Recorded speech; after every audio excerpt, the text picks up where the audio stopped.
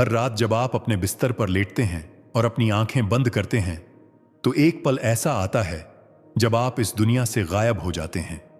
आपका शरीर वहीं होता है, सांस चल रही होती है, दिल धड़क रहा होता है, लेकिन आप यानी आपकी चेतना वहां नहीं होती।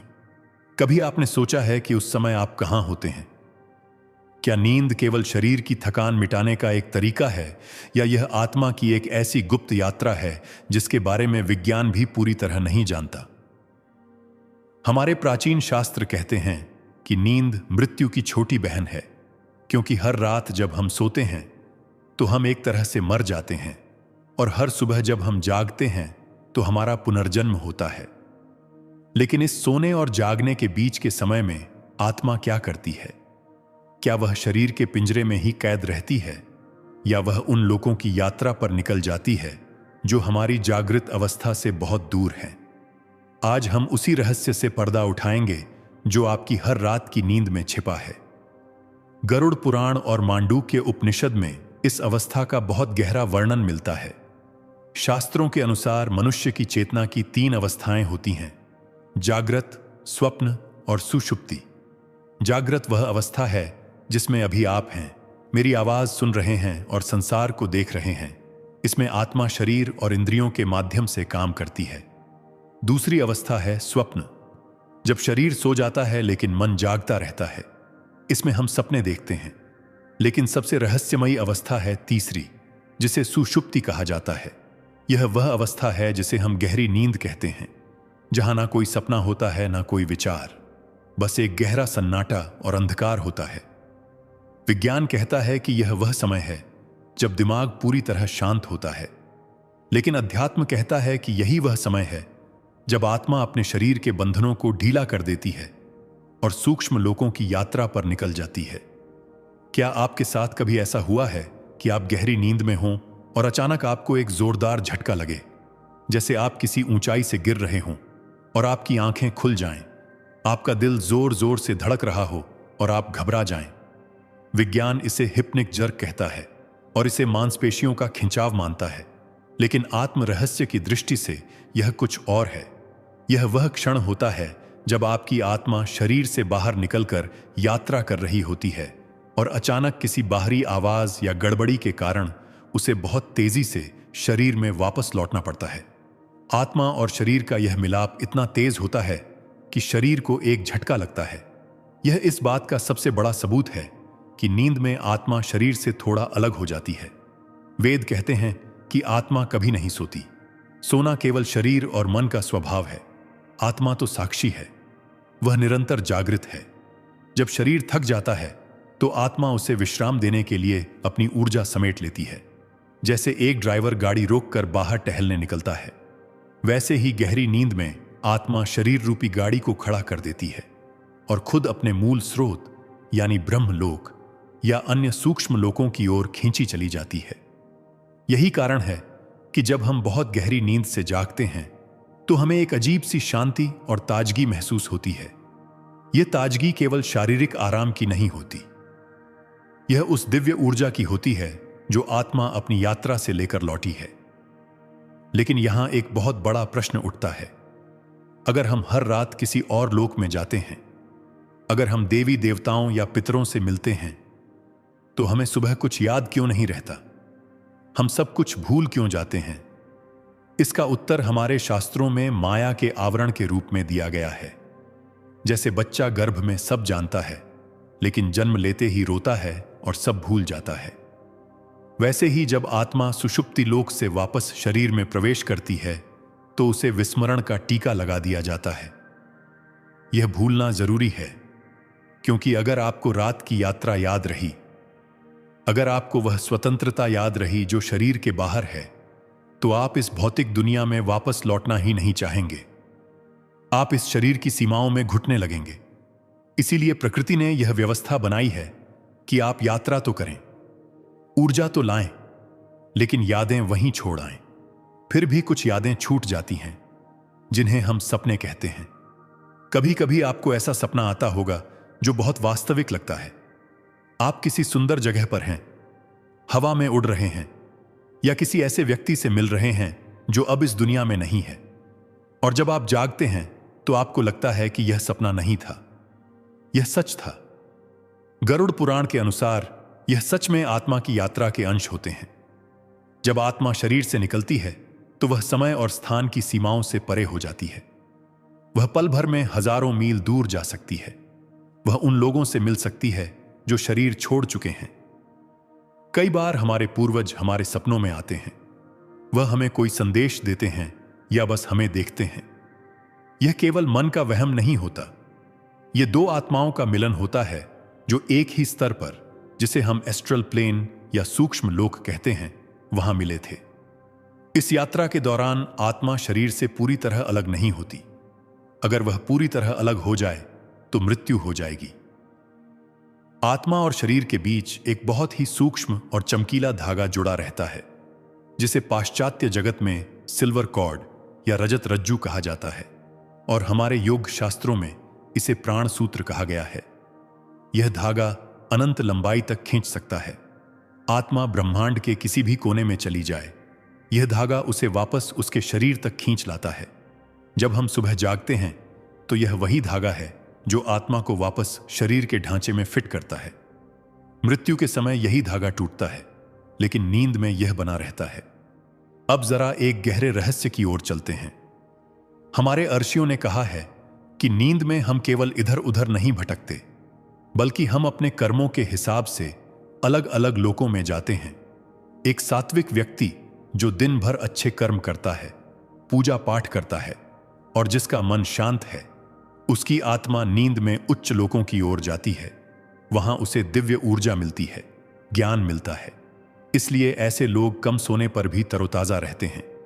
वहीं जो व्यक्ति दिन भर क्रोध, लोभ या हिंसा में रहता है, जिसकी वृत्ति तामसिक है, उसकी आत्मा नींद में निचले लोकों या अंधकारमय स्थानों की ओर आकर्षित होती है। इसलिए ऐसे लोग 8-10 घंटे सोने के बाद भी थके हुए उठते हैं। उनका मन भारी रहता है, क्योंकि उनकी आत्मा नींद में विश्राम नहीं कर रही थी, बल्कि वह अपनी ही नकारात्मक ऊर्जा के लोकों में संघर्ष कर रही थी। इससे यह सिद्ध होता है कि आपकी नींद की गुणवत्ता आपके बिस्तर पर नहीं, बल्कि आपके कर्मों पर निर्भर करती है। आपने महसूस किया होगा कि जिस दिन आप बहुत खुश होते हैं या कोई अच्छा काम करते हैं, उस दिन नींद बहुत गहरी आती है। और जिस दिन आप किसी से झगड़ा करते हैं या किसी को दुख पहुंचाते हैं, उस दिन रात भर बेचैनी रहती है।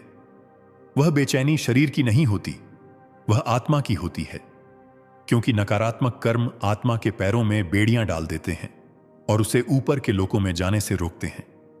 आत्मा उड़ना चाहती है, लेकिन कर्मों का बोझ उसे शरीर के आसपास ही बांधे रखता है। इसी संघर्ष को हम बुरे सपने या अनिद्रा कहते हैं। नींद में आत्मा की इस यात्रा का एक और पहलू है जिसे समझना हर साधक के लिए जरूरी है। वह है भविष्य के संकेत।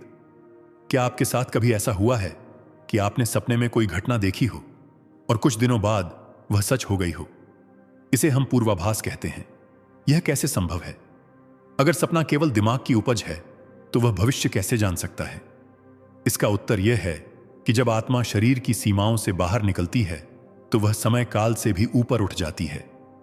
वहां भूत, भविष्य और वर्तमान एक साथ दिखाई देते हैं। उस अवस्था में आत्मा आने वाली किसी घटना की झलक देख लेती है, और जब वह वापस शरीर में आती है, तो वह स्मृति एक सपने के रूप में हमारे चेतन मन में रह जाती है। यह ईश्वर का तरीका है हमें सावधान करने का या तैयार करने का। परंतु सबसे बड़ा सवाल यह है कि आत्मा जाती कहां है? योग वशिष्ठ में कहा गया है कि हर रात आत्मा अपने वास्तविक घर यानी परमात्मा के पास जाने का प्रयास करती है। दिन भर हम दुनिया में खोए रहते हैं, माया में उलझे रहते हैं। हम भूल जाते हैं कि हम कौन हैं। लेकिन रात में जब इंद्रियां शांत हो जाती हैं, जब दुनिया का शोर थम जाता है, तब आत्मा को अपने घर की याद आती है। वह दौड़कर उस परम प्रकाश की ओर जाती है जहां से वह आई थी। सुषुप्ति अवस्था में यानी गहरी नींद में हम ईश्वर के सबसे करीब होते हैं। इसीलिए गहरी नींद में हमें जो आनंद मिलता है, वह किसी भी सांसारिक सुख से बड़ा होता है। वह आनंद भोजन का नहीं है, वह आनंद पैसे का नहीं है। वह आनंद है अपने स्रोत से मिलने का, आत्मा का परमात्मा से मिलन का, भले ही वह कुछ पलों के लिए हो। लेकिन वही मिलन हमें अगले दिन जीने की शक्ति देता है। अगर इंसान को सोने ना दिया जाए तो वह पागल हो सकता है, क्योंकि उसकी बैटरी डिस्चार्ज हो जाएगी। उसे वह कॉस्मिक एनर्जी या ब्रह्मांडीय ऊर्जा नहीं मिलेगी जो केवल नींद में उस लोक से मिलती है। अब आप सोचिए, अगर नींद इतनी सुंदर है, अगर इसमें हम ईश्वर के पास जाते हैं, तो हम मृत्यु से इतना डरते क्यों हैं? जबकि शास्त्र कहते हैं कि मृत्यु भी एक लंबी नींद ही है और नींद एक छोटी मृत्यु। हमारे संतों ने इसे बहुत सुंदर शब्दों में समझाया है। वे कहते हैं कि रोज रात को हम अपनी छोटी मैं यानी अहंकार को छोड़कर उस बड़ी मैं यानी परमात्मा में विलीन होते हैं। यही कारण है कि नींद में कोई अमीर नहीं होता, कोई गरीब नहीं होता, कोई राजा नहीं होता, कोई रंक नहीं होता। वहां सब एक समान होते हैं, क्योंकि वहां केवल शुद्ध चेतना होती है। यह इस बात का प्रमाण है कि हमारे असली स्वरूप में कोई भेद नहीं है। यह भेद केवल जागने पर शुरू होता है, जब हम दोबारा अपने शरीर और अपने नाम के साथ जुड़ जाते हैं। लेकिन इस यात्रा में एक खतरा भी होता है। ऐसा कई बार लोगों के मन में सवाल आता है, क्या हो अगर आत्मा शरीर से बाहर गई और वापस लौटना भूल गई? या क्या हो अगर उस खाली शरीर पर किसी और बुरी आत्मा ने कब्जा कर लिया? यह डर स्वाभाविक है, लेकिन प्रकृति का नियम बहुत सख्त है। गरुड़ पुराण के अनुसार जिस शरीर को जिस आत्मा के लिए बनाया गया है, उस पर केवल उसी आत्मा का अधिकार होता है। जब तक उस शरीर की आयु शेष है, तब तक कोई दूसरी आत्मा उसमें प्रवेश नहीं कर सकती। वह प्राण सूत्र या वह चांदी की डोरी जिसका हमने जिक्र किया था, वह एक सुरक्षा कवच की तरह काम करती है। वह आत्मा को भटकने नहीं देती, चाहे आत्मा कितने भी दूर लोक में चली जाए। जैसे ही शरीर को खतरे का आभास होता है या जैसे ही सुबह होती है, आत्मा को 1 सेकंड के 1000वें हिस्से में वापस खींच लिया जाता है। फिर भी हमारे बुजुर्ग हमेशा कहते आए हैं कि सोते समय दिशा का ध्यान रखना चाहिए। दक्षिण दिशा की तरफ पैर करके नहीं सोना चाहिए या सूर्यास्त के समय नहीं सोना चाहिए। इसके पीछे भी यही आत्मिक विज्ञान काम करता है। संध्या काल वह समय होता है जब दिन और रात मिलते हैं। इस समय वायुमंडल में बहुत सारी अतृप्त आत्माएं और नकारात्मक शक्तियां सक्रिय होती हैं। यदि आप इस समय सोते हैं तो आपकी आत्मा शरीर से बाहर निकलकर इन नकारात्मक शक्तियों के संपर्क में आ सकती है। इससे बुरे सपने आते हैं, मन अशांत होता है और कई बार शरीर में भारीपन महसूस होता है, जिसे हम स्लीप पैरालिसिस कहते हैं। विज्ञान इसे दिमाग की अवस्था मानता है, लेकिन आध्यात्मिक रूप से यह वह स्थिति है जब आत्मा शरीर में लौटने की कोशिश कर रही है, लेकिन कोई नकारात्मक ऊर्जा उसे रोक रही है या दबा रही है। इसलिए हमारे शास्त्रों में सोने के नियम बनाए गए हैं ताकि आपकी रात की यात्रा सुरक्षित रहे। अब एक बहुत ही रोचक विषय पर आते हैं, वह है सपनों में मरे हुए लोगों का आना। यह नींद की अवस्था का सबसे भावुक पहलू है। जब हम जागते हैं तो हमारे और पितरों के बीच एक दीवार होती है, इस भौतिक दुनिया की दीवार। हम उन्हें देख नहीं सकते, सुन नहीं सकते, लेकिन नींद में यह दीवार गिर जाती है। जब आपकी आत्मा सूक्ष्म शरीर यानी एस्ट्रल बॉडी में होती है, तो वह उसी आवृत्ति पर कंपन करती है जिस पर पितरों की आत्माएं करती हैं। इसलिए मिलन संभव हो जाता है। कई बार यह मिलन सिर्फ आपकी यादों का खेल होता है, लेकिन इसकी पहचान क्या है? कैसे पता चले कि वह सच में आए थे या यह सिर्फ सपना था? इसकी पहचान बहुत सरल है। अगर सपने में आपके पितर बहुत शांत दिखाई दें, उनके चेहरे पर एक तेज हो और वह आपको कोई सलाह दें या बस चुपचाप खड़े रहें, और जागने के बाद आपको डर न लगे बल्कि एक शांति महसूस हो, तो समझ लीजिए कि वह सच में आपसे मिलने आए थे। वह सूक्ष्म लोक में आपकी आत्मा से मिले थे। उन्होंने आपको आशीर्वाद दिया है। लेकिन अगर वह सपने में दुखी दिखें, रोते हुए दिखें या आपसे कुछ मांग रहे हों, जैसे खाना या पानी, तो यह संकेत है कि उनकी आत्मा को शांति नहीं मिली है। वह कष्ट में हैं और आपसे मदद की गुहार लगा रहे हैं। ऐसे सपनों को नजरअंदाज नहीं करना चाहिए। यह आत्मा की पुकार होती है जो नींद के माध्यम से आप तक पहुंची है, क्योंकि जागते हुए आप उनकी आवाज सुन नहीं पाते। योग निद्रा का विज्ञान कहता है कि हम अपनी नींद को एक साधना बना सकते हैं। साधारण इंसान बेहोशी में सोता है, लेकिन एक योगी होश में सोता है। इसे योग निद्रा कहते हैं। इसमें शरीर सो जाता है लेकिन चेतना जागती रहती है। यह वही अवस्था है जिसे भगवान विष्णु की अवस्था कहा जाता है। क्षीर सागर में शेषनाग पर लेटे हुए भगवान विष्णु सो नहीं रहे हैं। वह योग निद्रा में हैं। वह देख रहे हैं, सुन रहे हैं, पालन कर रहे हैं, फिर भी विश्राम में हैं। हम साधारण मनुष्य उस स्तर तक तो नहीं पहुंच सकते, लेकिन हम अपनी नींद की गुणवत्ता बदल सकते हैं। और इसका तरीका बहुत आसान है और यह तरीका आपकी जिंदगी बदल सकता है। सोने से ठीक पहले के 10 मिनट सबसे महत्वपूर्ण होते हैं। यही वह समय है जो तय करता है कि आपकी आत्मा रात भर कहां यात्रा करेगी। अक्सर हम क्या करते हैं? सोने से पहले मोबाइल देखते हैं, बुरी खबरें पढ़ते हैं या दिन भर के झगड़ों को याद करते हैं। इसका परिणाम यह होता है कि हम नकारात्मक विचारों के साथ नींद में जाते हैं। हमारी आत्मा रात भर उन्हीं नकारात्मक लोगों के चक्कर लगाती रहती है और हम सुबह थके हुए उठते हैं। लेकिन अगर आप सोने से ठीक पहले सब कुछ छोड़ दें, मोबाइल दूर रख दें और 5 मिनट के लिए अपने बिस्तर पर बैठकर ईश्वर का ध्यान करें या बस अपनी सांसों को देखें और मन में यह संकल्प लें कि आज का दिन समाप्त हुआ, मैं अपनी सारी चिंताओं को यहीं छोड़ता हूं और अब मैं एक दिव्य यात्रा पर जा रहा हूं। जब आप इस भाव के साथ सोते हैं, जिसे सात्विक निद्रा कहते हैं, तो आपकी आत्मा एक रॉकेट की तरह सीधे उच्च लोकों की ओर जाती है। वहां उसे देवताओं और सिद्ध आत्माओं का संग मिलता है। वहां से वह ऐसा ज्ञान लेकर लौटती है जो जागने पर आपको अचानक सूझता है। क्या आपके साथ कभी ऐसा हुआ है कि आप किसी समस्या में फंसे हों? बहुत सोचा पर हल नहीं मिला, फिर आप सो गए और सुबह उठते ही आपको अचानक उसका समाधान मिल गया। आप सोचते हैं कि दिमाग तरोताजा हो गया, इसलिए हल मिल गया। लेकिन आत्म रहस्य यह है कि आपकी आत्मा रात में उस लोक में गई थी जहां सारा ज्ञान मौजूद है। वहां से वह उस समाधान को लेकर आई है। दुनिया के कई बड़े वैज्ञानिकों और कलाकारों ने माना है कि उनके सबसे बड़े विचार उन्हें नींद में या ऊँघते हुए आए। यह संयोग नहीं है, यह आत्मा की क्षमता है।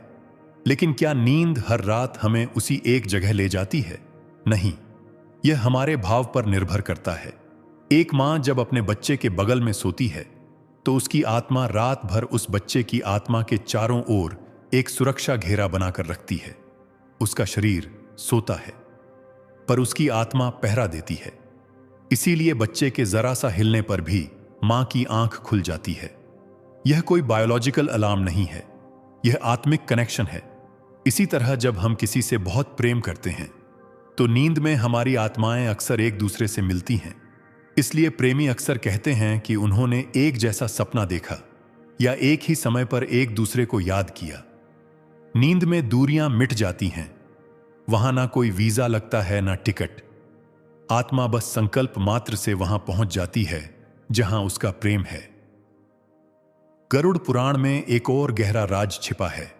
वह कहता है कि जो लोग मृत्यु के बहुत करीब होते हैं, यानी जिनका समय पूरा होने वाला होता है, उनकी नींद का पैटर्न बदल जाता है।